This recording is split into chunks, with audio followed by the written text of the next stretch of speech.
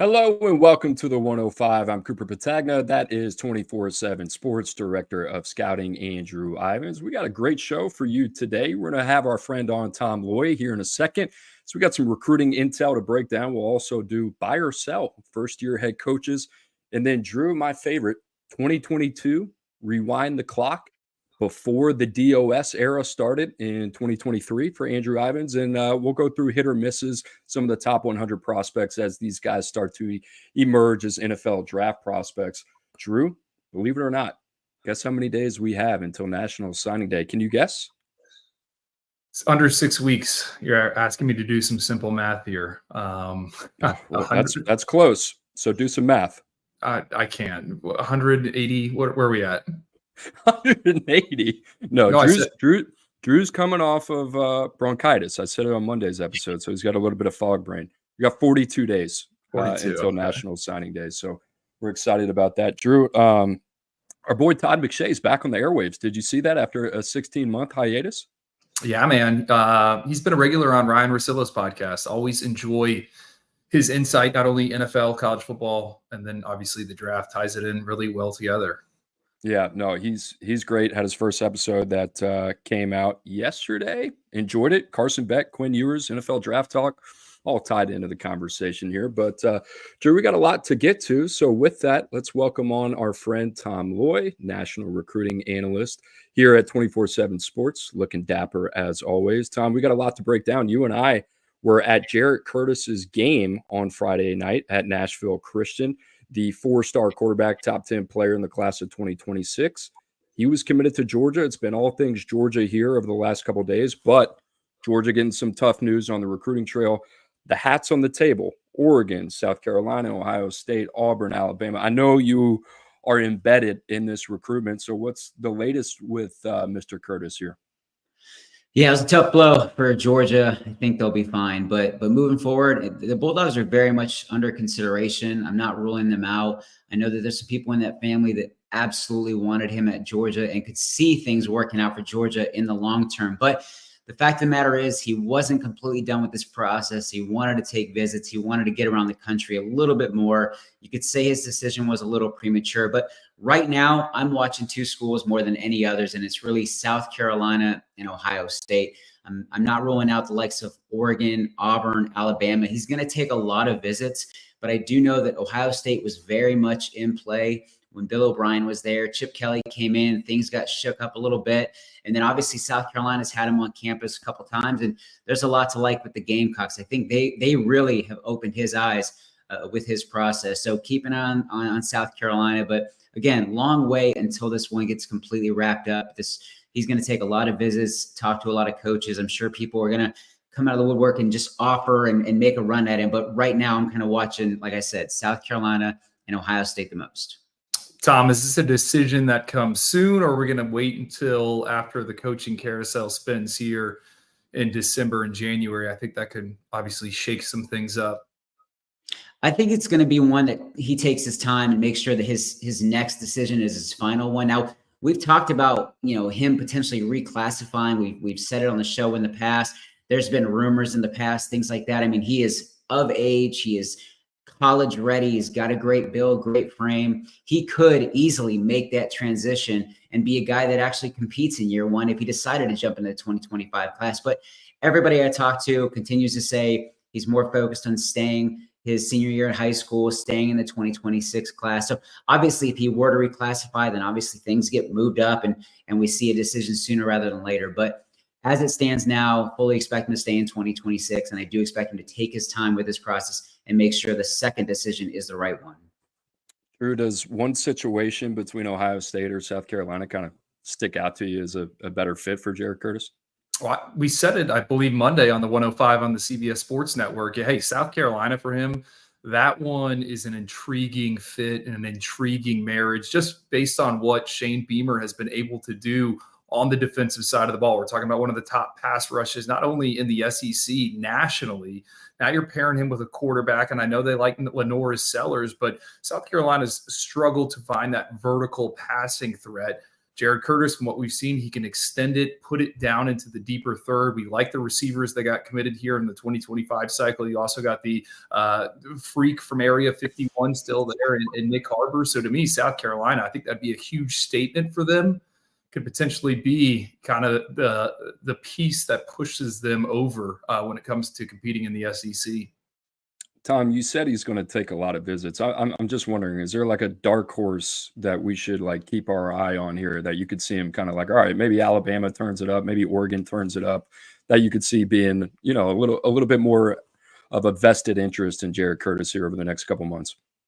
I would call South Carolina and Ohio State the front runners right now, but when he gets back out to Oregon and USC, I think those two schools were very intriguing to him. They have a lot to offer. And then in the South, you got Auburn and Alabama that are absolutely going to go all in and try to land him.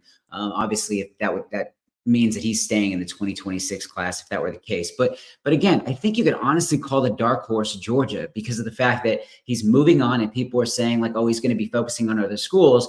But again, don't rule that out because I think that there's a lot of people that really, really like Georgia in his family, and Jared loves Georgia. So I'm not completely ruling it out, but you know, like I said, we got a long way to go, but don't rule. Bulldogs fans that were, you know, getting upset on Twitter, taking shots at him, saying he was chasing the bag, getting the NIL money. I'm just saying they might be backtracking a year from now if we talk about him being in Georgia's class again. I wouldn't exactly hate like an Auburn fit. I mean, you think about what they brought in over the last couple of years. Walker White, Deuce Knight this year committed 2026. It gives them more of like a high floor option, not to take anything away from Jared Curtis, but certainly more polished than those guys, more day one ready than the two aforementioned there. So we'll see what happens with Jared Curtis. Long way to go.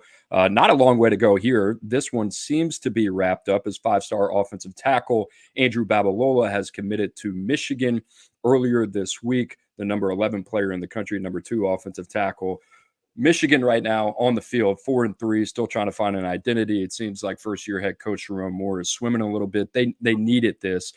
Tom, Drew, we both talked about how this was the perfect marriage for Michigan and Andrew Babalola, obviously because high academic kid. Tom, this one went kind of like back and forth. Stanford was in the lead. Auburn was in it. How did it end up being the maize and blue at the end of the day that got this done? Honestly, it was probably the coaching change at Michigan that really positively impacted their chances to land him. So Sherrone Moore offers when he's the O-line coach. And yeah, Michigan was in play. They were a contender at the time. He really appreciated the offer, liked Michigan, but they didn't really move to the top or become a real player until he became the head coach and Grant Newsome became the offensive line coach. So that duo, along with director of recruiting Sam Popper, that was the trio, according to Babalola, that really pushed Michigan to the top. You had Moore and Newsome talking about what Michigan can do for him on the field, how they utilize him, the fact that he could play early, potentially be a day one guy. And then you got Popper, who's basically having these real life conversations with him down the stretch to separate Michigan from the likes of Missouri, Auburn, Oklahoma, and Stanford. But you said it. I mean, this was back and forth. There was a point where Auburn had a little bit of an edge. You had surely Stanford was the team to beat for at least some people in his family. So I just think that Babalola really went back and forth. He stopped trying to make sure everybody else was happy, and he wanted to focus on himself. And I think he found out like deep down that he was a Michigan man and he wanted to be at Michigan. He wanted to be a Wolverine. And I feel like he is completely locked in and happy with his decision. I mean, when I talked to him earlier this week, before he committed, you could just tell, smile on his face, very excited, fired up to be at Michigan. Drew, question for you. Andrew Babalola, day one. What do you think? Temper expectations there? Yeah, temper expectations. I'll say this, Coop, and I want to, run this by you. I would think out of all these offensive tackles, and we are billing this as an elite group of corner protectors, I think you can make the case that Andrew Babalola has the highest ceiling of the bunch. You go from his junior tape to what he has done here as a senior, it's starting to really click for him. Now he's going to need to get into a strength program, and I think Ann Arbor couldn't be a better environment for him. Will he play as a freshman? Potentially, but you look at Michigan and how they've kind of done it over the years. They let these guys sit on the bench for a year or two. And I think that is exactly what Andrew Babalola needs, a former basketball-focused athlete that has made the transition to football. Again, really encouraging flashes here the past 2 months. Gabe Brooks on our scouting team was just up in Kansas and had a chance to see Babalola in person. He was kind of dealing with a little ankle injury, but the returns were certainly positive. And Coop, I think the other thing here with Michigan, we talked about them winning the college football playoff, right? And that should allow them to unlock some things on the recruiting front. This is a prospect that Michigan probably doesn't get if they don't make that magical run last season. And kudos to them for getting it done. Sherrone Moore, also from Kansas, Andrew Babalola from Kansas. You can make a case this is the one he had to get, and he got it done in the middle of a bumpy season. Yeah, Tom, you mentioned Grant Newsome. Grant Newsome had a terrible injury, I think, back when I was there in 2017 or maybe the season before that ended his career. I mean, that guy could have been anything he wanted to be. If you would have told me that he would have ran for president of the United States, I wouldn't have been shocked. So certainly a guy that aligns with a guy like Andrew Babalola. You got to give a lot of credit to Sam Popper as well. If you don't know that name in the college football personnel community, make sure to store that away for a rainy day. Tom, let's get into some rapid fire intel as well. Let's talk about Isaiah Campbell, kind of like one of the more, I don't know, under the radar names for a top 40 prospect in the country. I don't feel like we talk about him a lot, but he decommitted from Clemson. He's the number 6 defensive lineman in the country. Sounds like Rocky Top's making a move here.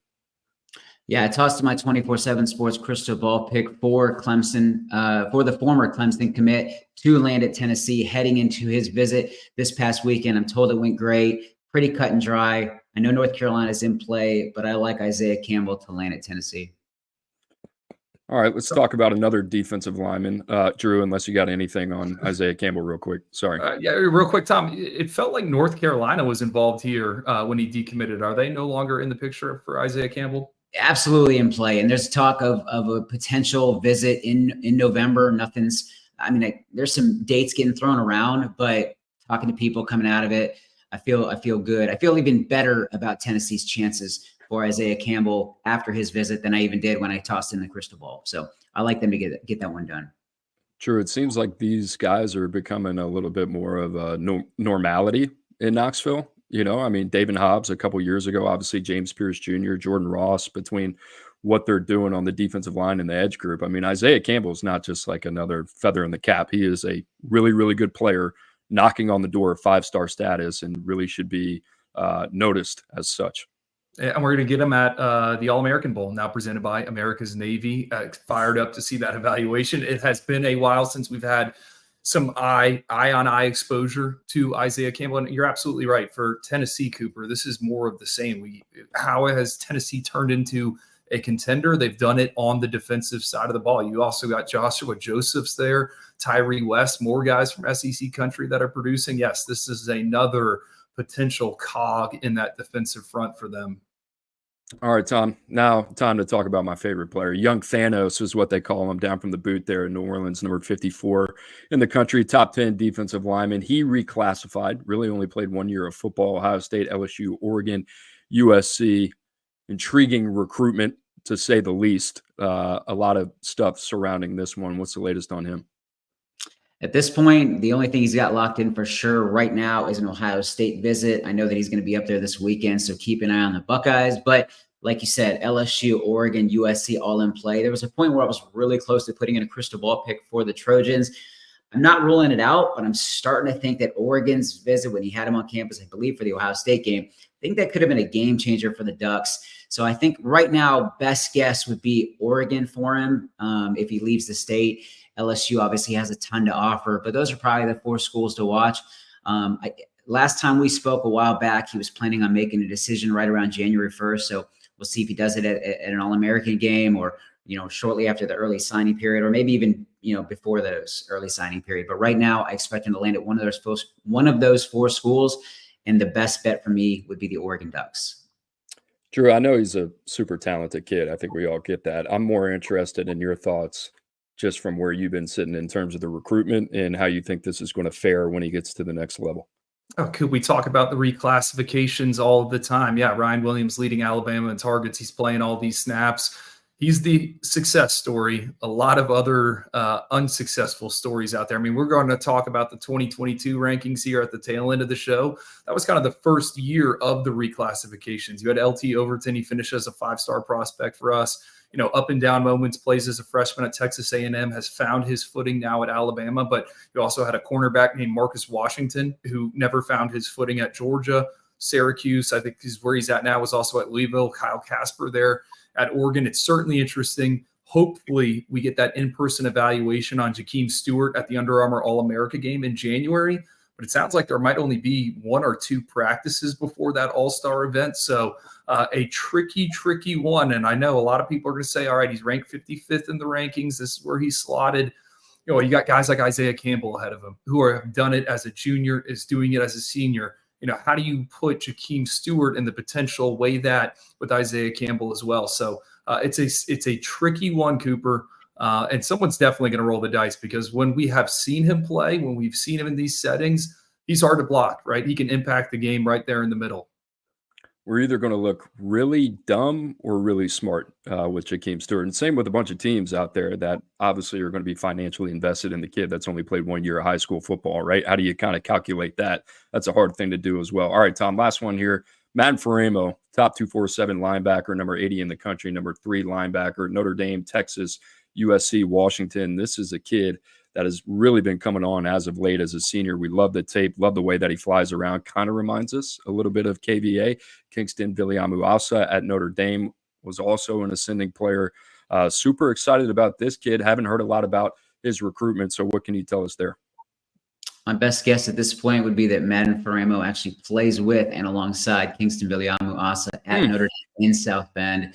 I like that pairing, and I think that they'll eventually play together at the next level. So I like Notre Dame. My 24/7 Sports crystal ball reflects that. But again, not ruling out, USC, I feel like they were starting to make a lot of noise, and then they've had a little bit of a drop off this fall. Washington, kind of a sleeper, a dark horse. I know there was points where they felt like they had a pretty good shot at landing him. And then Texas, another school that's done really well with him. So again, though, when you're kind of looking at all 4, when you're reading the tea leaves and you're seeing, talking to people behind the scenes, Notre Dame is the best bet at this point. And I think everybody that's pretty plugged in on this recruitment would agree with that. Drew, this is such like a small thing, and I'm nitpicking, but it's not really nitpicking because this has been happening for years. And when USC hired Lincoln Riley, you thought, all right, they're going to make California a priority, especially defensively. You got to keep these guys home. But I mean, Kingston Viliamu-Asa already as a freshman is growing into one of the best linebackers in the country. Madden Faraimo, one of the best pure backers at his position. These dudes cannot keep getting away from USC, and it happens, and we don't think anything of it, and then we wonder why USC is where they are in their first year in Big Ten play. Well, last cycle, Cooper, I thought Kingston was arguably the most violent defender in the entire class. Saw him up close in person down in Florida when St. John Bosco came across the country. We saw him again at the All-American Bowl. I think you could say the same thing about Madden and his physicality. He wants to hit someone. These hard-nosed football players, they seem to be attracted to that Al Golden defense, what Marcus Freeman, a former linebacker, has set up there in South Bend. And you think about USC, you think about some of their issues on the defensive side of the ball. Now that they're in the Big Ten, physical, line of scrimmage league, these are the guys you need, right? You want to turn around your defense. You want to get the stops you need against Minnesota. You want to get the stops you need against Maryland. You need football players that like physicality. And you're right, Cooper. I think it is a bit alarming for USC to continue to let these guys slip out of the state. Credit to our boy Greg Biggins, who obviously covers the West Coast for us. Long been a fan of Madden Faraimo. Tom Loy, pleasure as always. Great to have you back on the show. I know you've been chomping at the bit, brother. So it's good to have you back. Guys, just a reminder, 247sports.com is the place to be for all your college football content, wall-to-wall team coverage, recruiting rankings, transfer portal updates as well. Make sure to subscribe to 247sports.com. All right, Drew, now it's time for buy or sell first-year head coaches. What is it they do at the stock market? They ring the bell or whatever. I don't even know if that's what former producer Lance is now doing at the stock exchange. That's right. Interviewing John Rahm, our boy. I got to figure out the name of the podcast, but producer Lance, what a glow up for him. Very, very proud of him. Lance, I know you're listening out there. Congratulations, buddy. All right, but now it's time to buy or sell, and we'll start with Sherrone Moore in Michigan. We've been talking about him a lot over the last couple days, couple episodes. Michigan, Drew, they're obviously 4-3. They're 2-2 in conference play, coming off of 21-7 loss at Illinois. Back-to-back Big Ten road games where they have lost. They rank 129th nationally in passing offense, only 7 plays over 10 yards or more through the air, which is mind-boggling to me. I mean, we could go on for days here. Drew, not the first year that I think a lot of Michigan fans expected, coming off a national championship. So the floor is yours. Over the next 2 years, are you buying or selling Sherrone Moore? Why isn't there a hold option? There should be. There should be. Who came up with this? Yeah, who came up with this segment? I think a few days ago, buy would have been much, much easier. Then they get Andrew Babalola, one of the highest ranked offensive line recruits ever. We just detailed him, how he was the one that Sherrone Moore needed to get. So he gets him committed. Coop, I have sell right here, but I really want to hold until this transfer portal window because I want to see what they do at quarterback, right? Do they go out and bring in a veteran? And is it going to be, one of the hottest names on the market, one of the most coveted names on the market? I don't think so. But you look at Indiana also in the Big Ten, they get Curtis Rorick. I know we're going to talk about the Hoosiers here in a little bit. I mean, he was number 17 in the transfer quarterback rankings, a guy that played a lot of football at Ohio, has stepped in right away and has the Hoosiers in the hunt for a spot in the college football playoffs. So I think the questions and the reason why you sell is because of quarterback, but I'm holding out hope that once we get to December, they're active. They go out and they get a guy that can come in and provide some stability and make them less one-dimensional on offense. Yeah, it's a first-year head coach with a lot of new surrounding staff members that I think is swimming right now, still trying to find his identity. I think a lot of people will point to the quarterback position. That's typically where I point, and that's where it all starts. There's some other position groups, other aspects of this Michigan team that really aren't up to snuff as well, Drew. I think the other thing we mentioned on Monday was that, all right, your 2 guys in the middle between Mason Graham and Kenneth Grant gone. Will Johnson's gone, top 10 pick. You look at them offensively, Khalil Mullings gone, Donovan Edwards probably gone. It's going to be tough, man, in terms of what they're doing offensively, and they're going to lose some guys on the offensive line. So, Michigan is an elite under Jim Harbaugh developmental program. Can that continue under Sherrone Moore? That's a necessity. That has to happen. They have to continue to kind of live in that rarefied air where they do more with less. Don't get me wrong. They're still bringing in quality talent, but they're not recruiting the way Texas or Georgia is or Alabama is year to year. That's not Michigan's MO. Drew, now you take away a 3-year starter and a top 10 pick in J.J. McCarthy, and you got Alex Orji, Jack Tuttle, and Davis Warren. Don't know what's going on with Jaden Davis. Is he the future? I don't think so. What are you bringing in this class? There's no immediate answer. I'm concerned. I'm with you. If there was a hold option, I would be holding it. But if I had to pick, I'd be selling stock right now. I'm a little concerned that this might be too big for Sherrone Moore. I felt the same way about Mike Norvell. He came back and responded in a big way. Now it's gone the opposite direction. So you got to give these guys time. And I think Sherrone Moore deserves time to figure it out. But yeah, if I'm a Michigan fan, I'm a little nervous, Drew. Let me ask you this, Cooper. I mean, you worked in Ann Arbor at one point in your previous life. If you're in that department, right? We'll see how the season goes. Are you trying to build through the high school ranks, or do you hit panic and you go into the transfer portal and you try to bring in 20 new faces? What's the model? What's the path you choose? What you have done under Jim Harbaugh, what got you a national title, or do you try to quickly rebuild? Because like you said, I think next season's roster outlook is a lot worse than this season's. I think the answer is you have to build through high school, and I think you have to supplement, which has been what Michigan has done, right? They've done well in areas, especially on their national championship team, solidified the cornerback position, solidified the pass rushing position as well. They bring in guys like Jashawn Barham. That's where they should be living, right? This shouldn't be a team that has to pick over the portal year after year. They have to build it through high school. But here's my thing. There is no reason, I believe this when I was at Michigan, we fell short of this. There's no reason that Michigan should not be a top 7 or 8 program when it comes to recruiting each and every year. They leave a lot of meat left on the bone. They have so much to sell, especially coming off a national championship. And you have a young coach that should be a dynamic recruiter. Yet, Drew, I don't really know if he is. There are a lot of question marks on him as well. So I think they got to ramp it up from a recruiting standpoint, from a talent identification standpoint. You know, obviously they won the national championship and they were in a super experienced team. That's great, but they have to get back to the basics. And this is a team that you want to see an uptick in terms of the talent ID evaluation. I just feel like they're too comfortable in terms, well, we're going to get our guys in here. We're going to develop them. And it's like, okay, listen, you had Jim Harbaugh, you had JJ McCarthy. You were super experienced on both sides of the ball. That's really kind of the exception of the rule. If you want to keep that thing going, then you're really going to be having a significant smaller margin of error. And right now, Michigan, they just seem too complacent to me. I want to see the foaming at the mouth type of killer that we haven't seen. And quite honestly, in my opinion, they don't have that. Babalola is a great start, but they should be recruiting like that across the board. And there's no reason that they shouldn't. And I've thought that if you're a Michigan fan that doesn't think that they should be recruiting in the top 5 every year, when you have that type of network, that type of business school, that type of education, that type of history, one of the most winning programs in all of college football history, and you don't think that you should have a top 5 product when it comes to recruiting, I don't know what to tell you.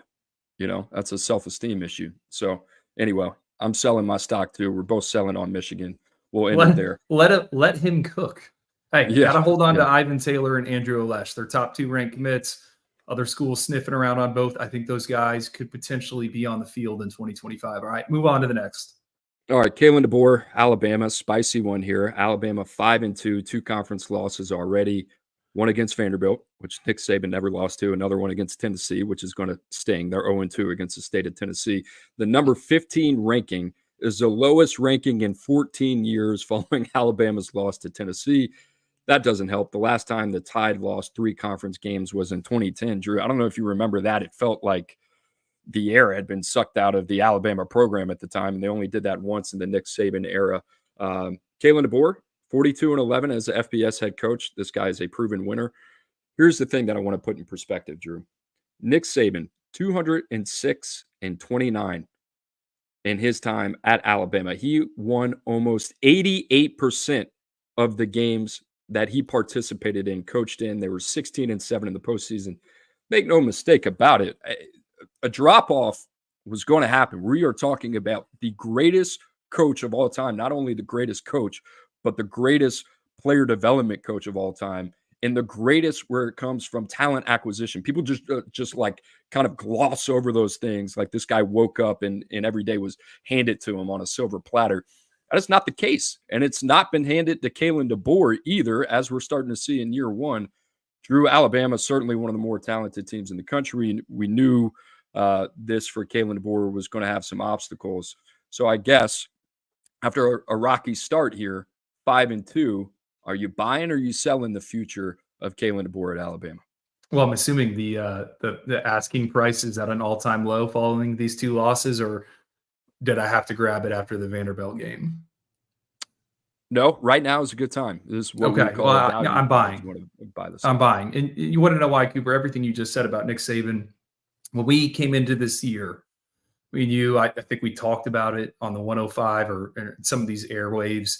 What were our concerns? The secondary and the wide receivers. They lost a lot of combined starts. They lost a lot of veterans to the NFL draft, to the transfer portal. A lot of guys left. And I think as this season has progressed, those areas of concern have continued to pop up, and they're becoming more and more of an issue. They're relying on a lot of true freshmen in that secondary. Xavier Brown's played over 350 snaps. Red Morgan, Jalen Mbakwe, over 150 snaps. Those guys are still green, learning how to play an entire season. On the offensive side of the ball, I mean, Ryan Williams, think about this. 17 years old, yes, that gets thrown out there, but he is the focal point of the Crimson Tide's offense right now. Everything goes through him. How many targets did he have this past week? It was like 18 targets or something crazy like that. I just think, to me, I thought they were going to struggle, whether it was against Western Kentucky or USF. I thought that secondary was going to struggle, and I thought it was going to be a tight game. That didn't end up happening. But then against Vanderbilt, they go down and they lose that game. To me, I mean, I'm buying the long-term outlook. Look at that recruiting class. Sitting number 2 right now. They have their quarterback of the future in Keelan Russell. Some other guys that you can plug and play, Michael Carroll. I just feel good about the long-term outlook. Dijon Lee, another one that I think is going to play as a youngster. I think might be bumpy, throughout the rest of the season, maybe next year as well. But the talent they got coming in, I feel good. I'm buying stock, but message to Alabama fans, like, temper your expectations. The greatest of all time just walked out. He's gone. He's not there anymore. And Kalen Deboer is going to be a very successful winning head coach, but the days of just running the table in college football are over. Ask Georgia about that. Ask Kirby Smart about that. The game in terms of the parity is at all-time high, but Drew, you raise up valid concerns. The receiver room is not a room that is built off of complementary pieces. There are a lot of redundant pieces there in terms of what they have. Jeremy Bernard, Kobe Prentice. You look down the line, there are a lot of guys with the same skill sets. Ryan Williams is one of the true difference makers that can do a lot of different things.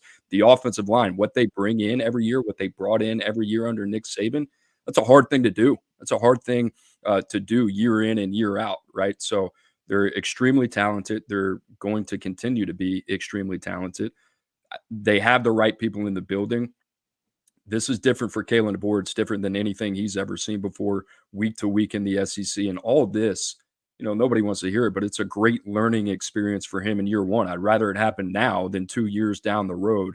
This guy has shown an ability to evolve and adapt. I think he's going to get it right. We're a huge believer in Keelan Russell as well.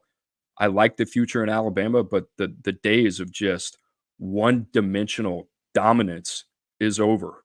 That's not the way college football is anymore. So, that's going to be the biggest thing. It's going to be a huge adjustment here for Alabama fans. Yeah, you're going to have a really good program, but the days where you're running people out of the building week to week, I think those days are gone. Some comments in the chat. Jalen Milroe, not the guy to run DeBoer's offense. Keelan Russell to Ryan Williams next year. Coop, do you think he could play Keelan Russell in 2025?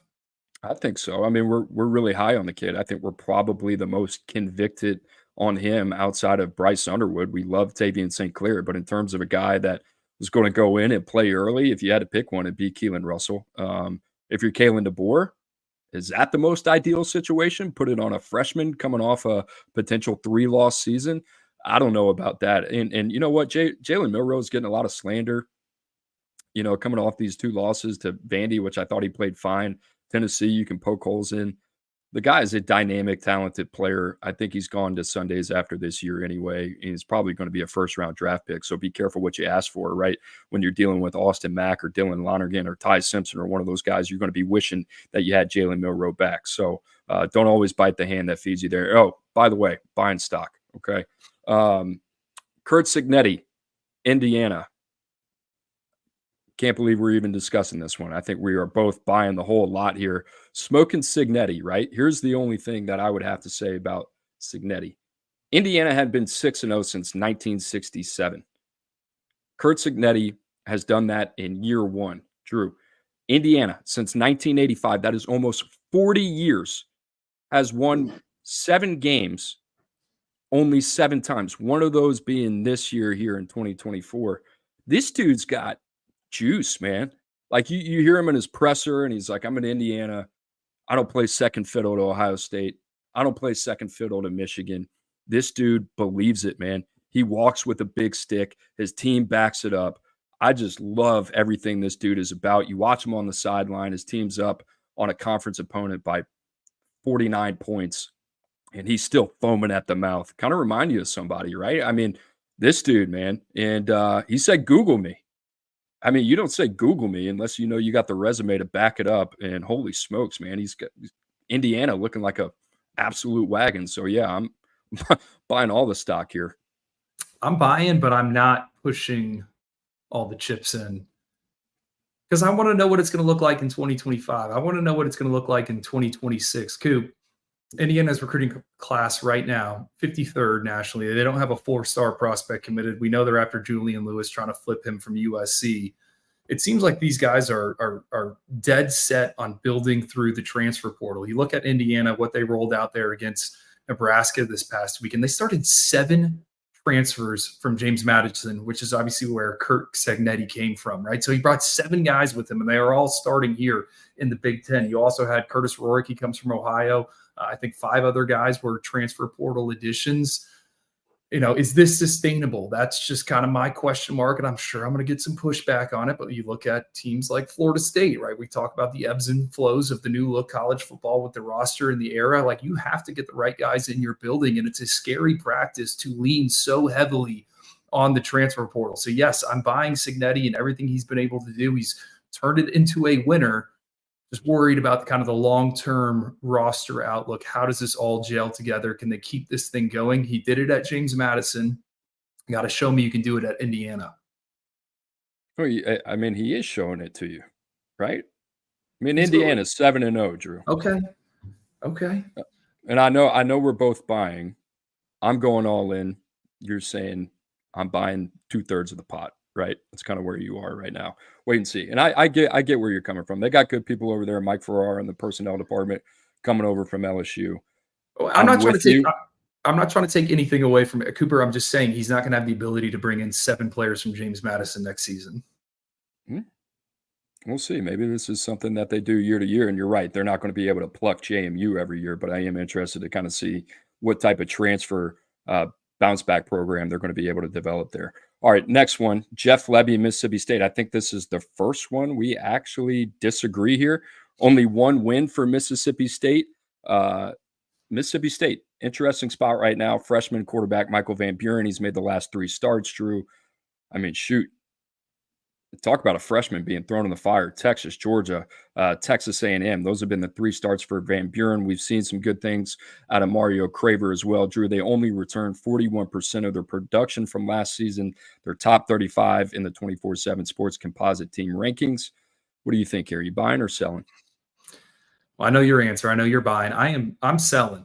And you're going to point to the recruiting class, and that's fine, Cooper. There's some pieces we really like that Mississippi State has committed here in 2025. But Coop, you look at the Bulldogs right now, outside of Craver and Van Buren, who had to come in due to an injury, they're not playing young individuals there in Starkville. There's only one other freshman that's played over 100 offensive or defensive snaps this season. Yes, Mississippi State's going to reload through the high school ranks. I anticipate them being in the transfer portal. They have the top 2 junior college prospects committed right now. I just think this is going to be a longer rebuild in this new look SEC. Every week is difficult. You just rattled off their past 3 opponents. All those teams are on the schedule next year as well. I just think it's going to take some time. Is Jeff Lebby going to have that long of a leash? Now, lay out your case for the buy here. No, you're pragmatic. I'm not. I'm more subjective in terms of what I've seen the last 2 weeks, and I've seen a team that's gotten more competitive with a really difficult schedule. And I think it's easy to look at a team that's 1-6 and see them lose their way, especially after getting their tail beat by Toledo 41-17 at home. But they showed some fight against Georgia. They showed some fight against Texas A&M, 2 teams that are really kind of hitting their stride, playing really, really well. I'm more bought in on that piece, that Jeff Lebby still has his guys invested in the season, despite the fact that they have a freshman quarterback and they're 1-6. I think that says more to me than anything. Mississippi State is going to be a longer build. I think the thing with Mississippi State that they haven't had is continuity. So they need to figure out whether or not this is the guy that they're going to get behind and whether or not they're going to give him the time to get it figured out.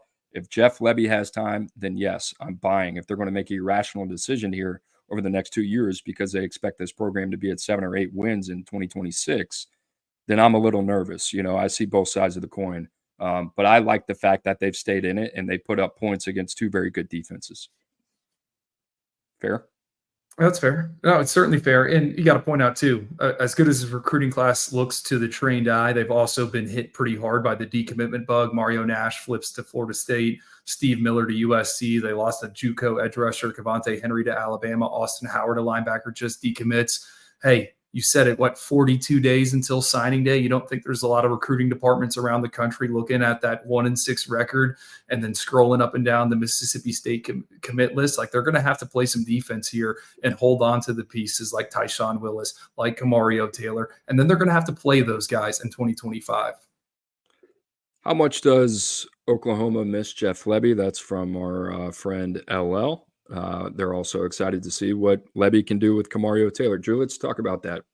Kamario Taylor, Jeff Lebby marriage. What do you think there? I'm starting to come around on it because I think we've said it with Kamario Taylor. Riser in our most recent rankings update, talking about the freak athlete of a quarterback out of Mississippi. Coop, I think he's been able to play from more of a structured environment, right? We've seen that here as a senior. I think he can do it there in Starkville, and I'm sure there's probably a lot of Mississippi State fans for the exact same reason you just said. All right, how has Michael Van Buren looked over the past few weeks? I would think Kamario Taylor is the guy long-term there. I think he's got a higher ceiling than Van Buren. So I think he'd be fun. And I think the biggest thing is Jeff Lebby's going to have to cater that offense to his strengths, right? Put him in position to make plays, utilize that lower half, utilize the legs, utilize that athleticism. I mean, the kid ran for 200 yards in a high school football game a few weeks ago. All right, Drew is selling the stock. I'm buying the stock of Jeff Lebby. Fun segment, Drew. Shout out to our boy Aaron Grisham, our producer. And guys, if you like the show, just a reminder, you can find the 105 on Monday and Wednesday. Monday, CBS Sports Network, 2 o'clock Eastern Time. Wednesday, right here on the 24/7 Sports YouTube channel. And wherever you find your podcasts, including Apple and Spotify, make sure to like and subscribe to the 24/7 Sports YouTube channel. If you're in the chat, drop a question in there as well, as we hope to get to those at the end of the day. All right, Drew, I'm excited about this next segment as we get closer and closer to, some finality, I guess, of the college football season. And it's starting to get that time where you see the NFL draft experts starting to push who the guys rising up the boards a little bit. We saw that with Jalen Walker this past week as he dominated that game in a very dominant fashion, I guess that you would say, against Texas. But Drew, that brought up the point of, hey, why don't we talk about this 2022 class, which you were not the director of scouting at the time. I want to bring that up. That was 2023, but we were all involved in the rankings. So I think a healthy exercise is to go back, look at the top 40 and play a little game of hit or miss, or battlefield, as the kids like to talk about, and look at some of these guys and say, all right, which guys were we more convicted on? Which guys were we less convicted on? And maybe talk a little bit about why we hit on some of these players and why we missed on some of these players as well. Drew, if you're watching on YouTube, you see the full screen, 40 through 31. Elijah Pritchett, number 31 there. I'm sure we'll talk about that one. Oh, Drew, some stingers. Tetaroa McMillan at 37. Will Johnson at 35. So close, but so far away at the same time. Drew, let's start at the very, very, very, very tippy top of the board of a hit that I think you are very glad to say was a monster hit. Yeah, right. So we're going to identify some hits and some misses here. I think I didn't follow the guidelines because some of my guys fall outside of the top 40, but that's fine. Yeah, I mean, Coop, we want to talk about a hit, and we've touched on this at some point over the past few weeks. I mean, Travis Hunter at number 1 overall. We'll see where he ends up getting selected. Go back into our notes. This front-facing scouting report, a generational talent, legitimately cornerback 1 or wide receiver 1 in the class of 2022, makes everything he does look extremely easy, smooth, explosive, competitive. I think we hit that on the head with Travis Hunter. The player comp on his profile was Charles Woodson. I totally forgot we had that up here. Coop, as a senior, he missed 5 games due to an ankle injury, still caught 76 passes for 1,100 yards and 10 touchdowns in 9 games. He also had 4 interceptions on defense. And Coop, what really stands out about the Travis Hunter and us putting him number 1 overall, we never had verified measurements on him. We never had a 40-yard dash time. We never had a vertical jump. We never had a broad jump.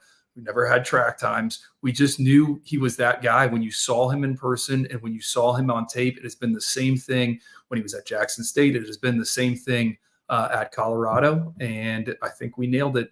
Number 1 overall.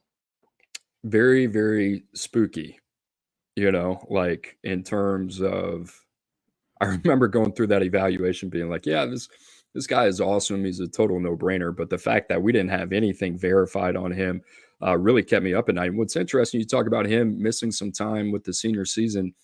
There's a knock on Travis Hunter. That's it, right? It's going to be the durability. How's that frame really going to hold up on Sundays, depending on what position he plays? Travis Hunter, absolute unicorn, and a guy that you can actually apply that generational tag to. All right, Drew, hit for us as a 24/7 sports scouting group. Jalen Walker, and no better time to talk about him. Obviously, his name is more relevant than ever coming off the performance that he had against Texas. He was ranked the number 26 prospect in the country by 24/7 Sports. Number 3 linebacker, depending on where you saw him. He was a guy we went back and forth. Is he a second-level defender? Is he a true on-ball edge? What is he? Drew, we felt like he could do a little bit of everything. Well, Kirby Smart, Georgia, they seem to agree as well. They kind of move him all over the place. He's quite the chess piece, and a guy that has continued to emerge and ascend on the NFL draft boards around the country, Drew. A guy that had a multi-sport background, basketball, track and field, could do a little bit of everything, 3-phase player. I believe played a little bit of running back offensively as well, if I remember correctly. And a guy in this cycle, which I think is pertinent to the conversation, that kind of reminds us a little bit of Jalen Walker, and that's his comp, is Zayden Walker, right? And a guy that's almost really pretty similar to everything that Jalen Walker kind of represents, not only from a versatility, but from a size profile as well. This dude, man, had the tenacity, had everything that we're looking for. Perfect fit at the University of Georgia. Some guys that were just meant to don those colors and play for Kirby Smart. That is Jalen Walker to a T. It's been pretty fun to watch him develop over the last couple of years. And he was tucked into the 2022 Freaks list. You said it. I think he's left his high school as his school's all-time leader in blocks on the hardwood. And having stood around him at the Under Armour All-America game, I remember all the Georgia commits were together. You know, after one of those walkthrough practices, you kind of stand next to him. You're like, you led the school's all-time leader in blocks, because he's not the tallest individual, but he's a prime example of guys that get after the quarterback, Cooper. Something we always need to keep in mind, right? As we evaluate, we study these guys. Yes, the big 6'4", 6'5", 6'6" pass rushers, eye candy, very easy to get attracted to that. But at the same time, you see it on Saturdays, you see it on Sundays, you see guys that can just find ways to get home. Jalen Walker is one of those. All right, my first miss is another scouting lesson here. Kamari Wilson, number 74 overall prospect for us in the class of 2022, number 9 safety. This is a kid who started 2 games as a true freshman at Florida, 300-plus snaps there in 2022, just 20 snaps in 2023 at Florida, and he's played 60 snaps this season at Arizona State. Cooper, I'm going to be honest, had no idea he was at Arizona State. He's playing like a reserve role. You dig into the PFF, you watch some cut-ups on him. He has some of the worst coverage grades I've ever seen for a defensive back over 3 years, right? Go back to the evaluation process. This is a guy that off the hoof looked like the real deal. Box safety, hits like a missile in the alley. I think he's a stark reminder, right? These safety prospects, you have to be able to cover. You have to be able to cover. If you're going to be a safety in today's game, you have to be able to cover. You have to be able to run, have to play some man, have to certainly play some zone. And I think that was the one knock on Kamari Wilson throughout the recruiting process. Coop, the other thing, the only 40-yard dash time we had on him was at 4.8, right? That was the only speed markers, not a track kid. We liked him in the box. We did not like him over the top. In hindsight, should have been much further back in the rankings. And I think as he has played in college, the ability not to hang in coverage has continued to hamper him.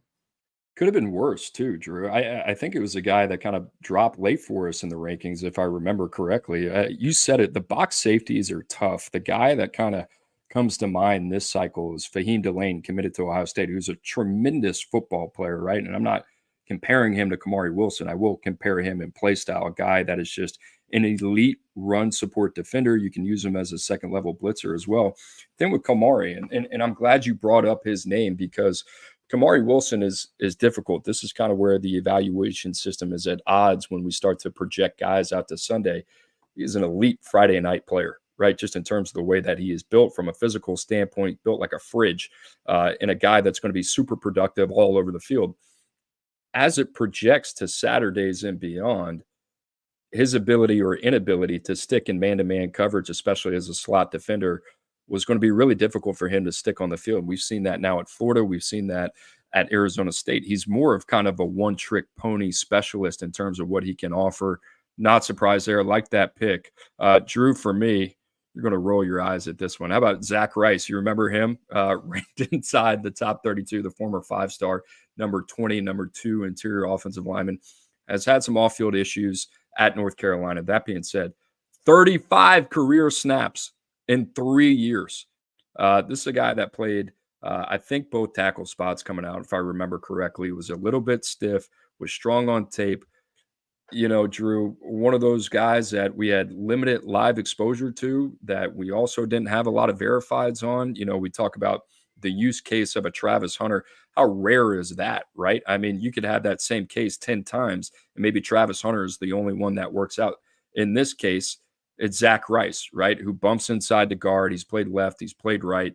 He's actually shown some things on very limited tape. I don't even want to say that. But the lack of production of anything from Zach Rice, to me, one, it cannot happen in our rankings. I take all the accountability for that. But, man, what a swing and a miss there. Embarrassing.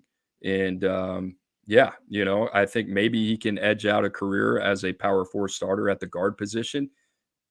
I don't know. I don't know much about North Carolina's situation and why he's not seeing the field, you know, but this is not the player or the tackle that we thought he was going to be when we ranked him inside the top 32. Yeah, not to put you down even more, but North Carolina starting a true freshman at one of the guard spots, Aiden Bainfield, 3-star prospect. You just put me down some more.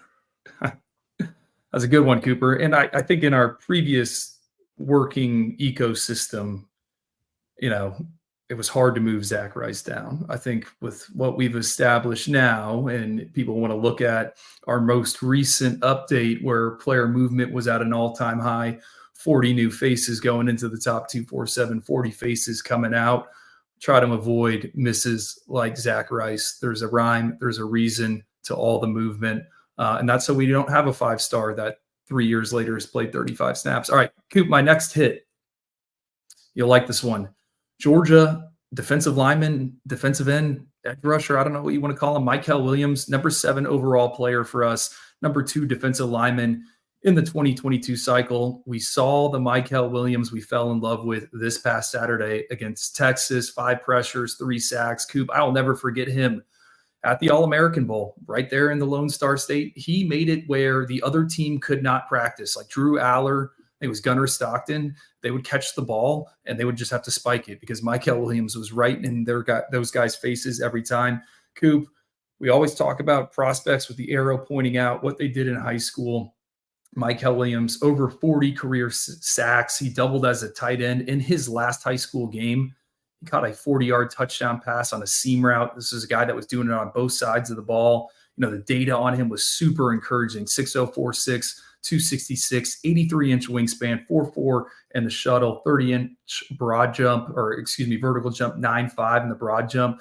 Dug a little more on him, Cooper. Wrestling background, grew up playing soccer, and also played basketball. So everyone that listens to the 105 and, hey, you guys throw out all these random multi-sports and all that stuff. Well, here's an example of an extremely talented football player that did it in Georgia under the lights on Friday nights, and all the data was pointing on him hitting in that last exposure point we got at the All-American Bowl. Heck, he finished 7 for us. Should have been a little bit higher. For sure. And you mentioned the All-American Bowl. We always talk about, oh, how can guys move up in post-game evaluations? What do you really see? Well, you see dominant guys like Mykel Williams. You see flashes of denied Dennis Sutton, right? Those guys, good on good, is really what you live for in the evaluation process. There was no question at all who the best player there was that year. It was Mykel Williams, hands down, Drew.